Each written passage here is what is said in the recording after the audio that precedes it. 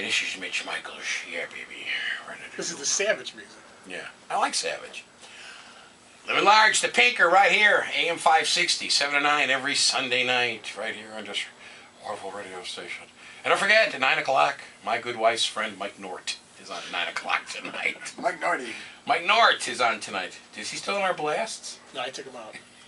Whoops. See, another masculine. Listen to my wife. See? He told me 5 times. She told you 5 times. No, you did. Oh, maybe. She didn't say anything to me. Because I, want to have sex with your wife. You got to do what she says, apparently. All right, Matt Moran, what's going on? We didn't have much to say. So you're a blogger. I'm blogging for the NFL this season. All right. So what are you blogging about? What was the big story?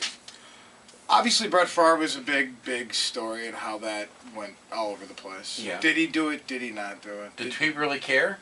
What did you say? I know you're a hard-hitting blogger, so be hard-hitting on the show. Actually, you know what? We talked more about her. Why did you wait 2 years? Are you really an employee? Why did she? Why did she? Because I think she's broke. She might have her condo being foreclosed on in New York. Who knows why she waited 2 years? Okay. The other things. Did the NFL handle this correctly? Did they? No. Why? Well, 2 reasons why. They played ping pong with her, and they tried to negotiate to get her to talk. They played ping pong? Yes. With balls? More like, or paddles? Or without. Paddles. What they did was they sat there and entertained the idea of negotiating with her to get her to talk. Okay. And she was going back and forth with Favre's agent, trying to get money to not talk. Okay. So she was kind of the protagonist. She was the protagonist. And it didn't work. It didn't work because Brett Favre, when he was 20 years old at Southern Mississippi University, was in a car accident, had 25 feet of his lower spleen was removed. Mm-hmm. So he has a massive abdominal scar. I see. That was not in the pictures. Mm-hmm. Obviously, it wasn't him. Ah! Now, nobody came out and said, you know what, hey, screw you. It's not me. He didn't get up and do that. He just kind of said, okay, I'm going to plead the fifth here. I'm not going to say anything, which was his right to do, but this could have ended a lot quicker. People, do you think people have soured on Brett Favre because of the kind of the Muhammad Ali thing, I'm retiring and I'm not, I'm retiring, I'm not, and because people really have soured on him? Because he was great. He was one of the greatest of all time. I think last year it worked in his favor. Yeah. He came back. He almost pulled it off. Mm-hmm. Then the whole thing where the players went down to go and get him to come to camp late. He didn't want to go to camp.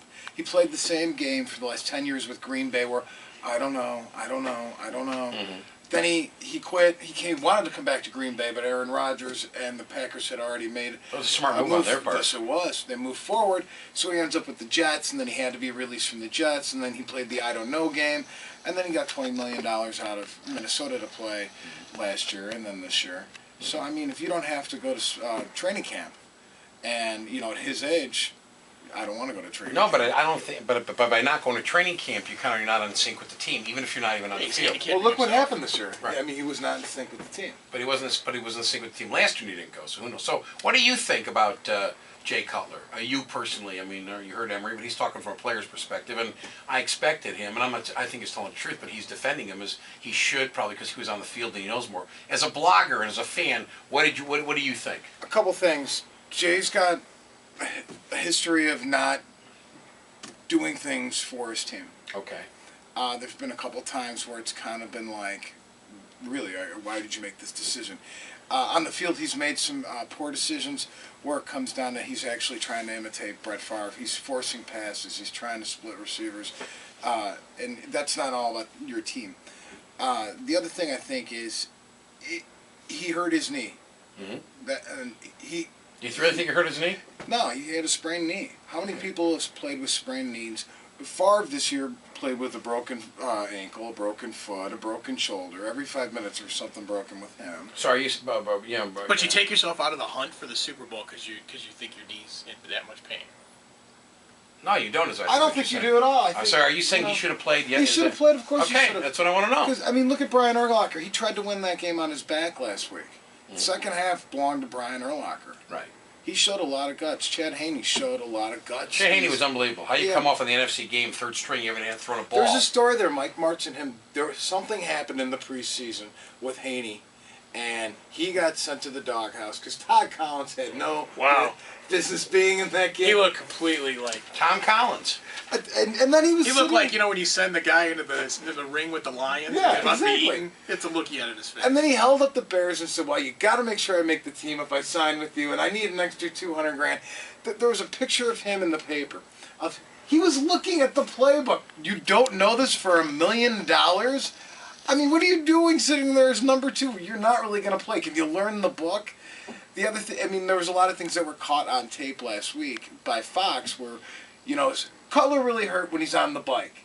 He's sitting there riding the bike, everybody's watching, he's walking around and he's pouting.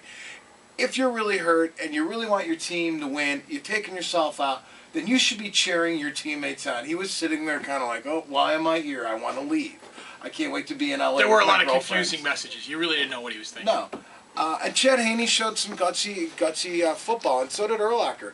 Urlacher knows he's at the end, and that's an unfortunate thing because he may never get the ring. The Bears have some big questions to answer next year. And what are they, my friend? Center's going to be the big one. Olin Cruz going to go, you think? If there's a lockout, the smartest thing they can do is play nice with Olin and bring him back for a reduced season next year, and then you can make a transition. Draft a center in the first 3 rounds. Do you think they'll trade Jay Cutler? No.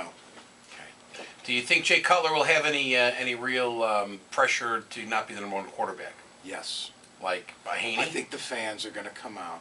Like crazy. Crazy. They are crazy. They're going to have to give Haney at least 33% of the snaps and the repetitions in training camp. The fans are going to be there. This is going to be kind of like Scottie Pippen having a migraine. But going into last week, they were talking about this is the future, these 4 quarterbacks of the league, or whatever. They were highlighting different quarterbacks, including Cutler. So you really think that the whole country still believes that he's one of these premier up-and-coming quarterbacks? Do they? I'm asking you. Do you I'm think asking you. You're the star blogger. No, I've seen like Rodgers and Roethlisberger, those guys? Rodgers and Roethlisberger are a little bit different. They've progressed there.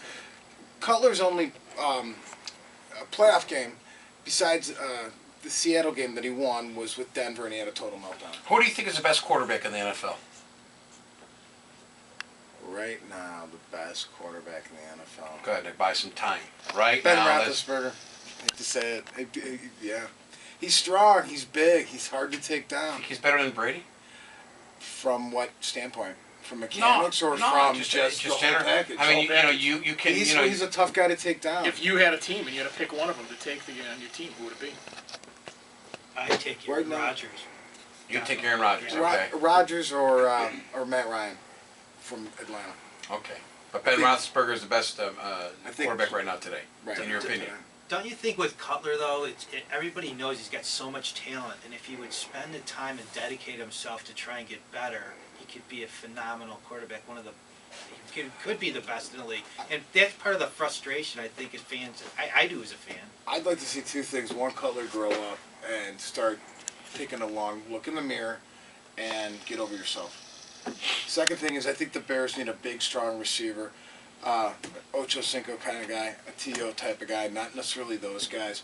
Somebody who's a little bit bigger is going to go over the middle. And they don't have a lot of guys. They don't have a lot of No, receivers. they don't. They don't. No, and Hester's not the Johnny guy. Knox is not a good bad How tall receiver, is but Hester? He's not the answer. I think Hester might be 6 foot, 5'11", but if you're 5'11" in the NFL, that No, means you're 6 no, foot I know. anyway. I'm just saying, you got to be. I just want to you get gotta those be things found. and wear a helmet and look like the Predator, like some of those guys. That's what I want. But to I do. think 2 things. If they had a big stud receiver like those guys, he would then become the decoy, spread out that Plexico offense. Burr's gonna be coming out of jail soon, right? Yeah, he could do that for the Bears. So now, what are you doing when the football season's over? You done blogging? I work in the motion picture industry. I'm producing a film this year called Road to Purgatory, which is the sequel to Road to Perdition. Right. We will be back here in Chicago filming through the summer and the fall.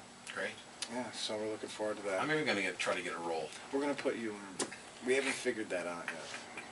Can you imagine that? They can't Gangster think of number exactly. 7. Yeah. Who said that? Gangster. I didn't see anything. Who said that?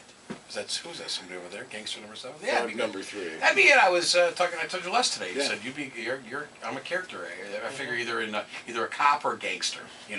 Shut the up, or get up against the wall, spread them. Because I like to play. With a gun, yeah. That's Play with a gun perfect. and frisk a man. That's my favorite thing to do.